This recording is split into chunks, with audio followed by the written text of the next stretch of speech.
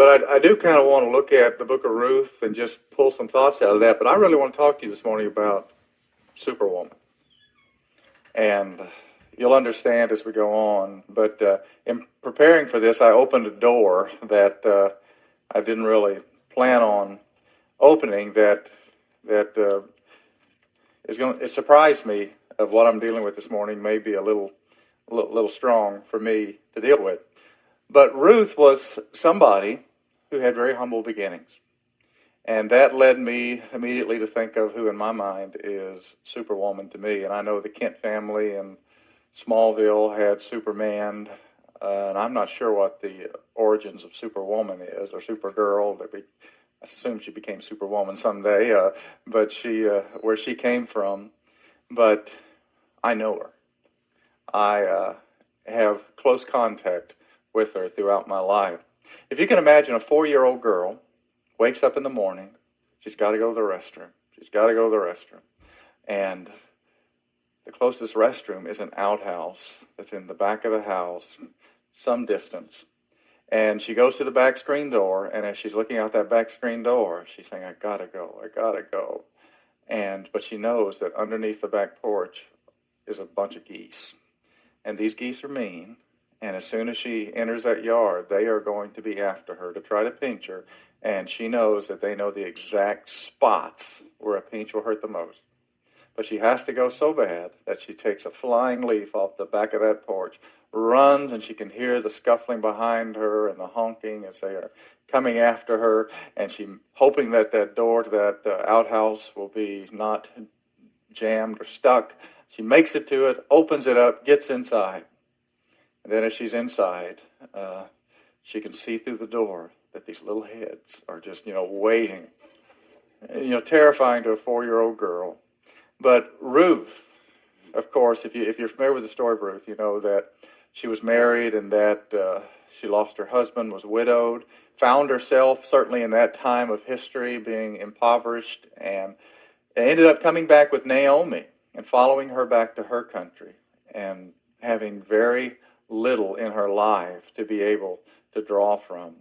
And the Superwoman in my account this morning had very humble beginnings as well. She wrote a story, and I want to read it to you. And it was called The One Room Band, because a little while back I went by Princeton High School, and I was amazed at the size of Princeton High School because my parents went to Princeton High School way back when. And my mom was a cheerleader. She was one of 2 cheerleaders in her senior year at Princeton High School. And she describes their Rose Parade that they had. And she said this, the Rose Parade was in Texas this year. Our halftime parade down the football field in Princeton, Texas, was as big as the Rose Parade to us. We had an 8-man football team. We didn't know there was any other kind. Were they any good? I don't remember. What was the score? I don't remember. It was halftime, and now it was my turn to perform. I was a cheerleader in the pep squad. There were 2 of us leaders and 10 girls in the pep squad. And we had a 1-girl band that followed the whole length of the football field and back. Any kids on the sideline could join us. We had quite a gathering. Our 1-girl band played loud and clear, the trumpet. She was the postman's daughter. They were the only people in town that had enough money to buy a musical instrument. We didn't realize we were different. We were happy for that moment. You can kind of read into that my not my upbringing necessarily, but my background from my mom's side was very humble. I've got a picture of her house. It's just a 2-room shack where there was separation in between where animals could run back and forth between the 2 rooms. And she grew up and very humble beginnings, but like Ruth came back to follow Naomi, and Ruth began to work the fields. And that is how my mom grew up, working the fields, a very hard worker like Ruth was. And she also gave a description of 1 week in her life. And as she describes this week, it's amazing what she went through. She starts off with Sunday, and she said, my mom came into the room that my sisters and I slept in. She was holding that usual glass of water. If you didn't move immediately, the water would strike you and get you up. She told me to get up and get to the kitchen. I made biscuits for the family of 8. As soon as we finished eating, she told me to catch a chicken and clean it for Sunday dinner before we went to church. I got some biscuit crumbs, stood in the middle of the yard, and the chickens were all around my feet. My mom came out and told me which one to kill.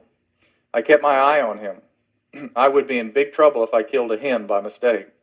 He came close for some crumbs, and I made my move. The thing to remember is not to move your body from the waist down.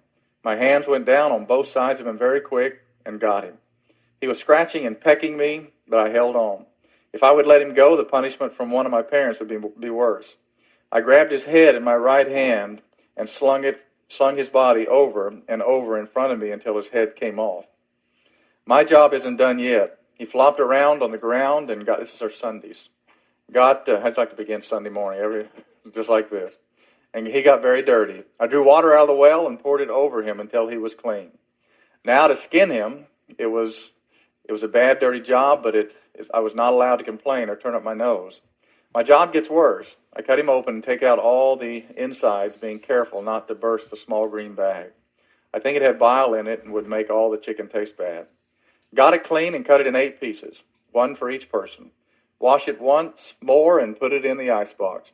I washed my hands with lye soap, and they still smell like raw chicken. Now I can get ready for church, which doesn't take long. I have 1 Sunday dress, 1 pair of Sunday socks, and even 1 Sunday pair of panties.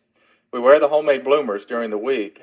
Got to church, and I have 1 rule for myself. Don't sit by the 2 girls from town. They talked during church, so my parents punished me. No luck. They sat by me and talked. I kept my head down, looking at the hymnal all during church. It didn't work. Day isn't over yet. It's just now noon. I change out of my Sunday clothes and go to the kitchen and make biscuits again. My mom fried the chicken and made gravy. She also made one piece of chicken and biscuits and gravy, also syrup and butter on a biscuit. We weren't allowed to talk at the table unless we asked for food. More jobs on Sunday, a day of leisure, huh? Marie and I wash dishes, sweep the floor, and hang the dishcloths out to dry. Sometimes we went to church at night.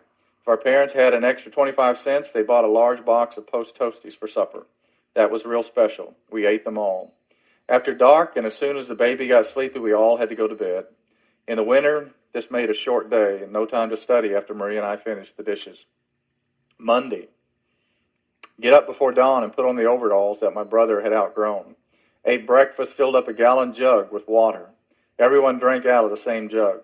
I didn't like to drink after my dad did. He chewed tobacco. Got to the field just after sunrise, and each person had a denim sack with a shoulder strap. The length of the sack according to age, except me. Mine was as long as Daddy's and Ray's, which was her big brother. Picked cotton out of a bowl with stickers around it so my fingers would bleed. Filled the sack and usually weighed 75 pounds. I was 12 years old, so I had to turn sideways to pull mine. My back and my left side always hurt. 6 years later, I had to have my left kidney removed. The doctor said it had been pulled out of its place and wouldn't drain. We would fill our sacks, weigh them, and empty the cotton out, take a drink of water, and start again, and we quit at sundown. That's Monday. Tuesday, same as above. Wednesday, same as above. Thursday, same as above. Friday, same as above, except my tummy was cramping. Said my period had started, but no complaining. It wouldn't do any good. I got my bag of rags and 2 safety pins, and I had been given a yard of cloth and tore it into pieces and washed them each month. And the pins were valuable also. Then Saturday, time to take the wagon load of cotton to the gin, and my parents got some money from selling the bale of cotton. We all got in the car and went to town, parked on the jockey lot, bailed out of the car, and stood in line to get money to spend. Ray got 25 cents. All of us girls got a nickel each. I asked why Ray got more money because I picked more cotton than he did, and I got slapped hard. I had forgotten about the Texas law that says boys are special and girls are not. Equal labor laws had not yet come. Ray walked across the street, ordered himself a hamburger for 20 cents and a Coke. Marie and I stood at the door watching him eat. The hamburgers really smelled good as we hadn't eaten since breakfast. We finally spent our 5 cents on grapes, and they would last a long time. So you can see that she had a very hard-working life that she went through. And because of that, she put in here a picture, and I mentioned there, of her kidney being lost. Because of that, she had 4 kids with 1 kidney. And in here she put a picture of her back because it was so crooked. And she writes a story here saying there was a crooked man who walked a crooked mile, and she's talking about her back. She says, I have a crooked back. It grew that way. My back's always hurt when I was growing up from ages 10 to 16, and I thought that was normal, along with the calluses and blisters on my hands. In Texas, parents, she lived in Collin County, which is, y'all probably know where Princeton is, right near McKinney. In Texas, parents raised their kids to work. If they had lots of good-working kids, the father would sharecrop a large amount of acreage. As the kids grew larger, they would move to a larger acreage, and schools were never a priority. The kids wouldn't be going to school until the days turned cold or if it rained. I still love a rainy day. Going to school wasn't important to our parents. They told us we could stay home anytime we wanted to. Bringing home a straight A report card didn't even rate a good job. Instead, I was told to leave me alone. My parents always seemed angry. In Texas, having 5 girls and only 1 boy made the man seem less of a man. When my youngest sister was born, the neighbors didn't congratulate my father. They laughed at him. Thought you were going to have a boy this time, Arlie. Back to the crooked back and the x-ray. I stacked heavy bales of hay, had to turn sideways to move them. Same way my back has grown. Also lost my kidney on that side. Have always said that I could solve the juvenile delinquency problem, and there would be definitely no repeat offenders. Put them on a Texas farm with no cell phone, TV, inside bath, work them from sunup to sundown every day except Sunday. And the other thing they can never say is I can't, I won't, or I'm tired. So just like Ruth, and I know Ruth must have been a very hard-working person, Superwoman in my life was like that as well. And Ruth, she didn't go unnoticed. God was watching Ruth's life. And God had a plan prepared for Ruth. And as you go on through the book of Ruth, you can see that she began working in the fields of Boaz. And as she would work in the fields of Boaz, Boaz noticed her, and Naomi worked with her and helped her to devise a plan to help her to be noticed. And obviously Ruth must have been a very beautiful woman that, at least to Boaz, she certainly was very beautiful. And God put this wonderful drama that comes out in Ruth of how Boaz, representative of Jesus Christ, that Boaz redeemed Ruth as the kinsman redeemer. And if you all aren't familiar with that there was a process that had to be carried out where the nearest relative would have to, and there was a nearer one than Boaz, and Boaz challenged him to let him become the nearest kinsman so that he could take responsibility for Ruth. And that transaction happening at the fire and the shoe being thrown in and all those things that happened in the book of Ruth, it happened and allowed Boaz to become her kinsman redeemer. And my mom, in the midst of all this difficulty, that she didn't develop an anger toward God. And growing up like that would probably cause a lot of people to do that. But my mom, even to this day, has a great, great love for God. And she always carried that throughout our lives, growing up lives. And she put in here when the life change happened for her. And, as I read this, I wish I had a time machine that I could have gone back and just give my mom a hug for a lot of the things that she went through. But she wrote in here about the night that she was saved. And she said the stars were very bright and even the moon was doing what God intended for it to do. It was making a glow over 100 people sitting in pews outside a Blue Ridge, Texas church. The chiggers made by God were also doing their job.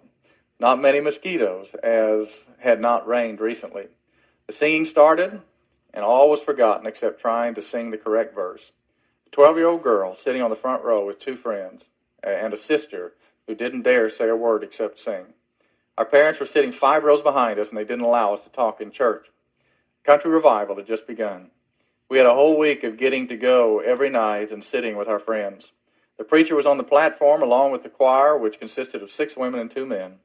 That's about the ratio we still have, isn't it? 6 to 2. The preacher had 2 kids, but we didn't talk to them. We thought they were better than us. They wore different clothes every night. We wore our one Sunday dress, panties, and socks every night. We also got to wear shoes tonight. which was different.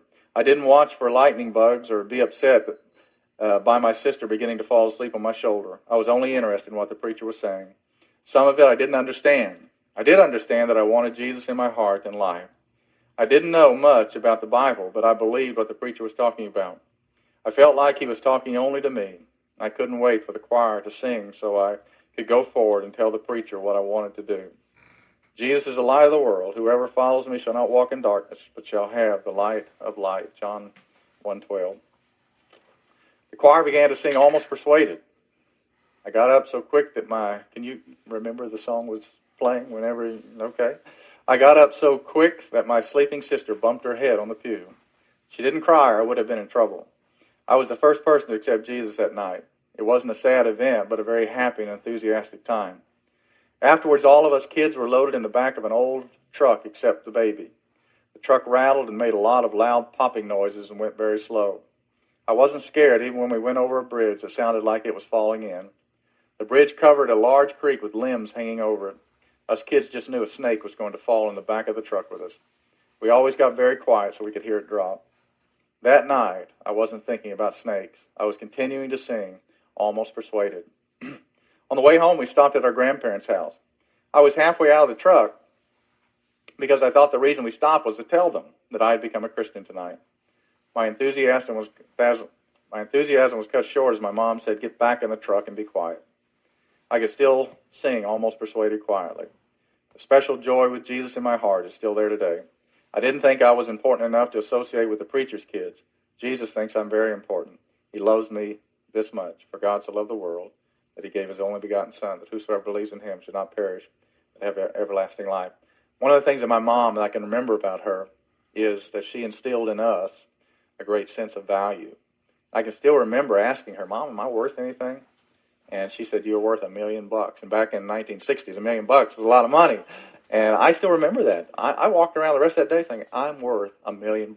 That's who I am. I'm worth," because I took it literally. I am worth $1 million. They could sell me right now for $1 million somewhere. So I walked around with that. And, when Boaz, when he did what he did, and just like when Jesus did what he did for us, it expressed the value that certainly Ruth had, my mom had, that we have, because of what Christ did for us. Chapter 4 of Ruth, it talks about the change that happened. And my dad came along in 18, 19 years of age in my mom's life. They were married at 19. And, my dad did different jobs, but eventually he got into real estate. And, they did very well doing that, as he would break up land around a brand new community that had been moved because a lake covered the old community. And he would buy land and break it up and sell it, and they did very well. And so my mom's life went from a very humble setting, and I'm sure Ruth did as well. She became married to Boaz, and it radically changed this humble beginning with all the hardworking background. But she remained that same hardworking person that had been instilled in her throughout her life. Some funny accounts that happened in her life. One thing that I thought was real funny was she had developed, with 4 kids, she had developed a tumor on her vocal cords. And because of that, she had to have an operation. My mom was very, I'm trying to think of the right word, very shy about certain things that would have to do with getting yourself ready for an operation. And she had on nylon underpants. And the nurse said, "Well, that'll cause an explosion in the operating room, so we're going to have to take those off." And she said, "I've never, when I had kids, the only time that's happening." And so she was really concerned about that. Well, the nurse gave her a shot that would begin to put her out. And all she could think about was the situation that she was going to be in. So she called my dad. My dad was still at home, and my oldest sister was the same size, and my oldest sister had lollipop underpants.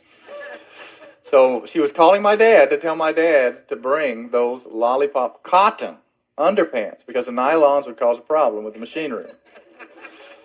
So she called and says, "I wasn't happy about that. They always stripped me when I had babies, and they would be working on the other end this time, so I wanted to go to the operating room with a little dignity." I remember my daughter wore lollipop cotton panties, and we wore the same size. My husband was still at home, and he could bring me a pair. Any color would be okay. I got on the phone, and I dialed our number. Remember, she's had her shot, and a man answered, and I asked him to bring me a pair of lollipop panties, that mine would cause an explosion. The man said, "Lady, you're drunk." And he hung up. Well, the shot was taking effect, but I was determined, and I dialed again. A man answered. I had trouble saying lollipop and explosion this time, and he said, "Stop calling me at 5 in the morning. Go home and sleep it off." I tried to explain, but he hung up. Well, I didn't give up, and I was determined. I couldn't see the numbers very well, and I was getting very sleepy and having trouble talking, but my husband could still understand me. So I dialed again, and the man answered. I just knew it was my husband, and all I could say was lollipop panties, explosion, and any color. Whoops, the man said, "Lady, you sound very interesting, but I've got to go to work."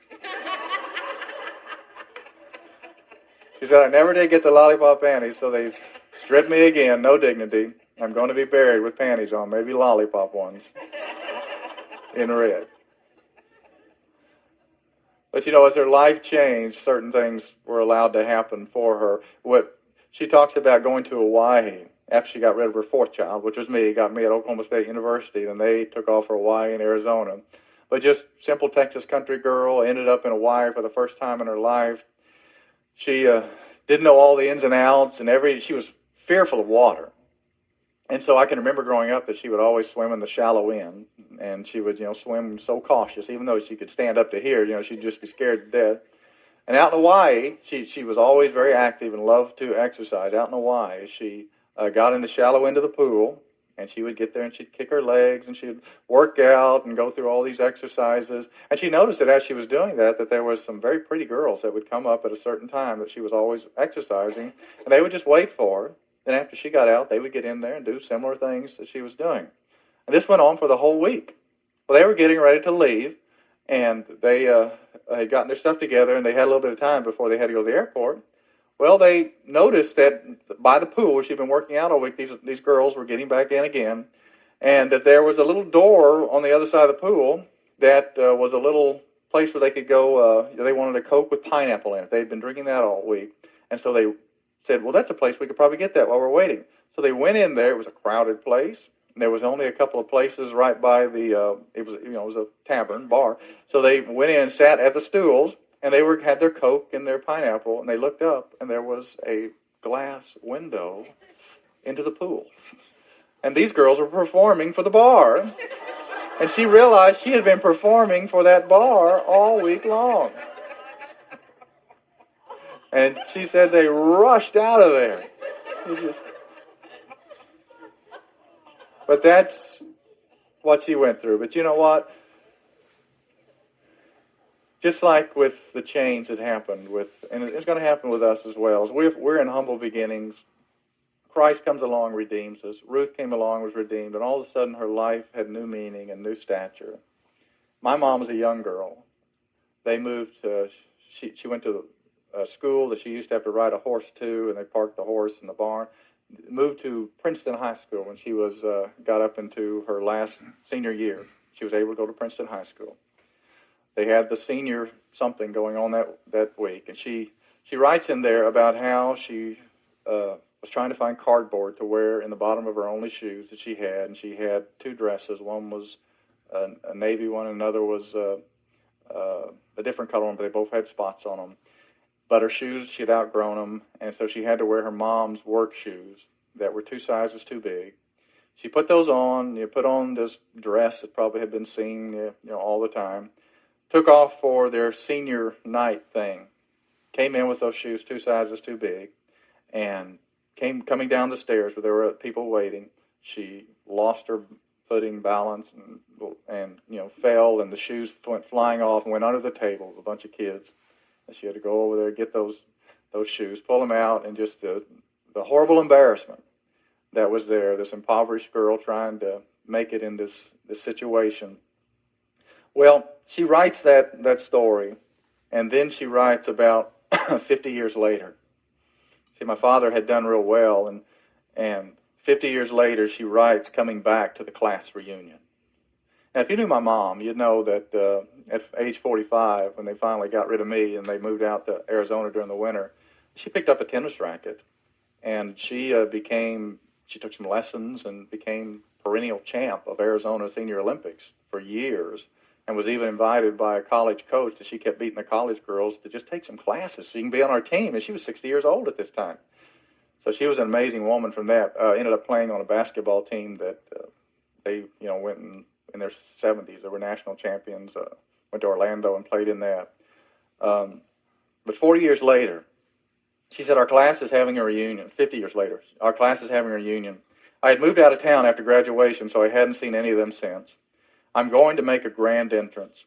I cleaned out the safety deposit box. My first husband had given me lots of diamonds during our marriage. There you go. There's your diamond. Bought me a fancy wardrobe. I was slim then, and took off to Texas in my new Lexus. Just one more thing. I nearly forgot Fred. He protects me when I drive out of town or drive at night. Fred is a blow-up man doll. Somewhere along the line, she was told that if you're going to be a single lady and if you're going to keep safe, you need a blow-up man doll whenever you're driving. Dress him up and make him look like he's a guy next to you sleeping.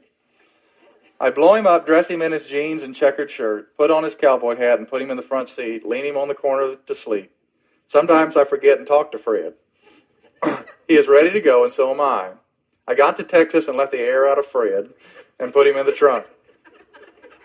Had a room at the hotel where our class was signing in and having a Coke and snacks. The desk gave me the number of my room and also the number of the room where my class was meeting. Went to the room, got my diamonds on, also my fancy jumpsuit, and knocked on the door. They opened the door, looked at me, and said, this is a class reunion, and you aren't old enough for this class. It worked, but I needed inside that room where all the class was. I went to my car and got my yearbook, found my picture, and knocked again. They started to not let me in again. I held up my yearbook and showed them my picture, and they let me in. One of the men asked me if I remembered us going to a movie. Another said that he and I went to a class picnic together. The man I had gone with had passed away. I told the president of the class that he never spoke to me in high school. He was very handsome then, but he didn't age very well. He was getting married in 6 months, so I felt safe saying that. The boy that sat behind me in class but never talked to me, of course, I never turned around as I had to keep my shoes flat on the floor because there's holes in the bottom. Now he made sure he was next to me when we had our class picture made. He was president of a bank now. The president of our class married, but his wife died 6 months later. The next week after she passed away, my doorbell rang. I opened the door, and there he was. He said, I came all the way to Oklahoma to speak to you. 50 years too late, not interested. God did really made some changes in her life. But my mom, being Superwoman, to me, as I've watched over the last few years, I've finally seen that she's running into some kryptonite. And that she is getting a lot of health issues, finally, as she's around 80 years of age and dealing with impending blindness and some other things that are problems as well. But, Proverbs 31 says a few different things that her children will rise up and call her blessed. And, I grew up taking for granted a lot of things because my mom didn't really, share a lot of this with us. If I'd gone through this as a kid, I would let my kids know every day, you got it good. Look what I went through. But, she just put this together in the last year or so and gave us these things for Christmas to all the grandkids. Stories of her life. My sister thought she was crazy because, she was writing these things, and all through here are pictures that she could find to tie to the events. There's my grandparents growing up. That's my grandma, I guess, there. There she is as an older lady. But she got all these pictures together and pulled them together for this to be written. That's me right there. If you can see that with the diaper on, the little gun pointed at me, actually. My brothers are cowboys, but I'm kind of holding the gun like this. But she put all that together. And kind of now we're discovering a lot of what she really went through. And again, I wish I could have been there as a defender for her to help her with a big brother that was a bully and parents that were going through very hard times and just didn't have a lot of attention for their kids. And the kids were, they were to work. And, kind of wish I could have been there. But you know, God will use the situations of our life to make us who he needs us to be. And we may not understand them all, just like I'm sure Ruth didn't understand the loss of her husband and the displacement of her life. And yet, God had a plan. God was working something in spite. He was making all things work together for good, for those who love him, those who are called for his purpose. And we are called. And this world filled with sin is going to have some very hard edges to it. And yet God's bigger than any of those edges. And he can work through whatever we go through, something wonderful in our life.